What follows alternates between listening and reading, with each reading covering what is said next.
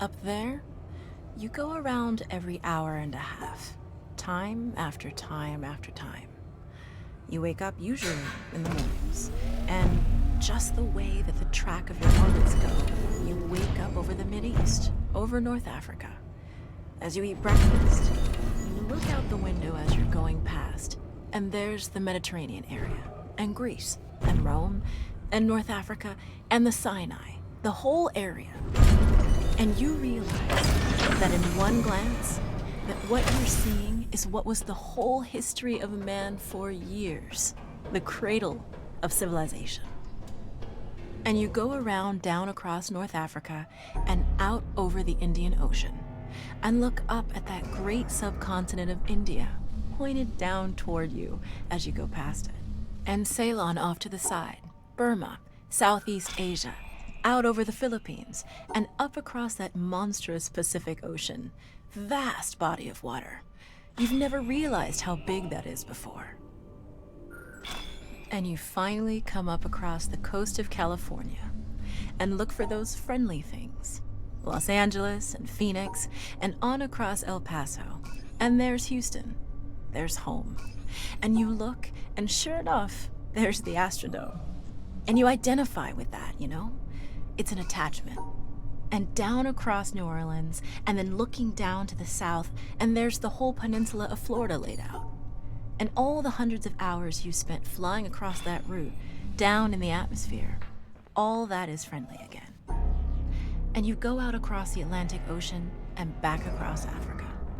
And you do it again, and again, and again. And that identity, that you identify with Houston, and then you identify with Los Angeles, and Phoenix, and New Orleans, and everything. And the next thing you recognize in yourself is you're identifying with North Africa. You look forward to that. You anticipate it. And there it is. That whole process begins to shift of what it is you identify with. When you go around it in an hour and a half, you begin to recognize that your identity is with that whole thing, and that makes a change. You look down there, and you can't imagine how many borders and boundaries you crossed again and again and again, and you don't even see them. At that wake-up scene, the Mideast, you know there are hundreds of people killing each other over some imaginary line that you can't see. From where you see it, the thing is a whole, and it's so beautiful.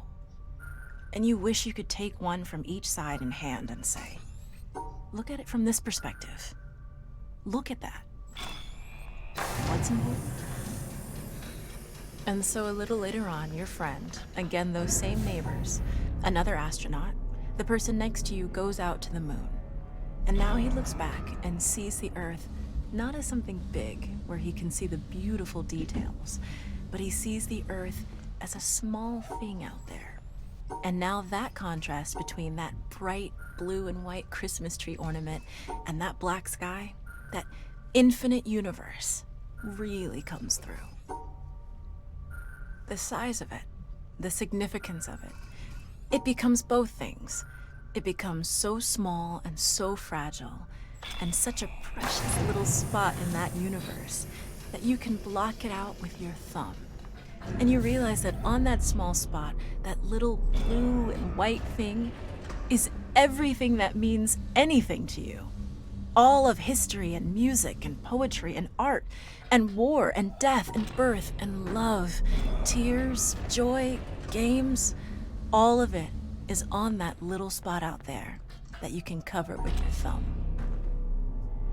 And you realize that that perspective, that you've changed. That there's something new there. That relationship is no longer what it was. And then you look back on the time when you were outside on that EVA and those few moments that you had the time because the camera malfunctioned, that you had the time to think about what was happening. And you recall staring out there at the spectacle that went before your eyes. Because now, you're no longer inside something with a window looking out at a picture. But now you're out there.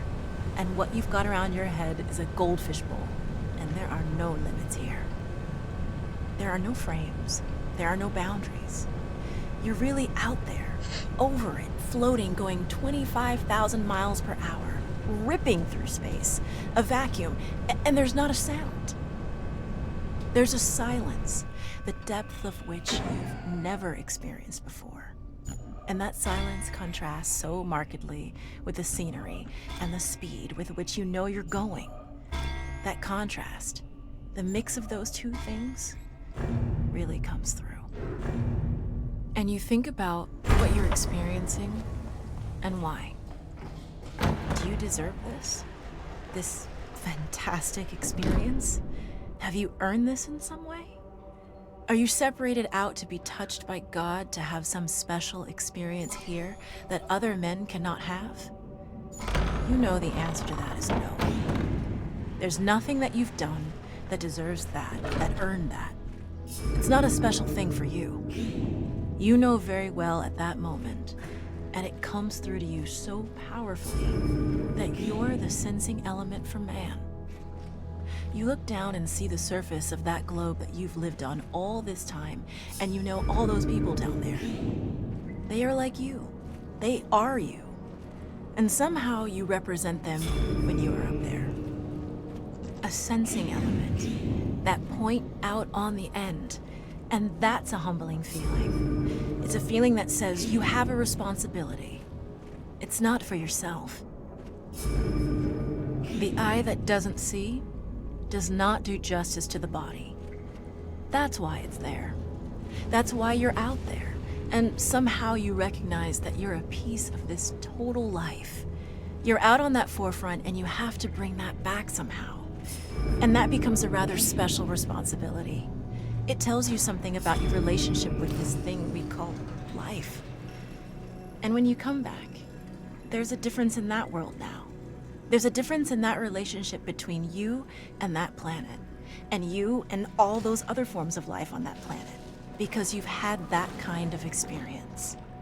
It's a difference, and it's so precious. And all through this, I've used the word you because it's not me. It's not Dick.